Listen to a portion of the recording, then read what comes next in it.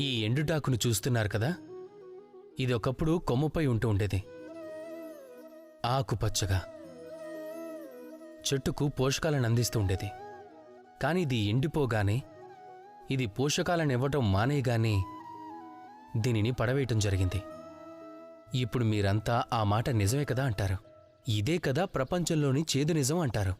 ఈ ప్రపంచం మిమ్మల్ని ఎప్పటివరకు గుర్తుంచుకుంటుంది అంటే మీరు ఈ ప్రపంచానికి ఉపయోగపడేంతవరకు మాత్రమే.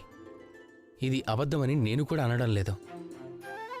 నేను చెప్పేది ఒక్కటే, ఇది పూర్తి సత్యం కాదు అని.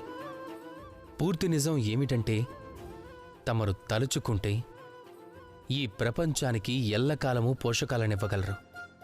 అలాగే ప్రపంచము కలకాలం తమరిని తనతోనే ఉంచుకోగలదు. ఎలా? ఈ ఎండుటాకునే ఉదాహరణగా తీసుకుందాం. ఈ ఎండుటాకుని నలిపి పారేస్తే అది ఆ తరువాత వర్షపు నీటిలో తడుస్తుంది, ఎరువుగా మారుతుంది. తరువాత ఆ చెట్టు వేళ్లల్లో చేరిపోతుంది. ఒక కొత్త మొలకకు కొత్త జీవితాన్ని ఇస్తుంది.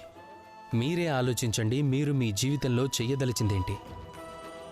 ఒకవేళ మీరు పడిపోయినా, విఫలమైనా, మీరు మీలోని ఉత్సాహాన్ని పోగొట్టుకుంటారో లేక మళ్లీ నిలబడి మరొక కొత్త ప్రపంచాన్ని రచించుకుంటారో నిర్ణయించుకోవాల్సింది మీరే. రాధాకృష్ణ.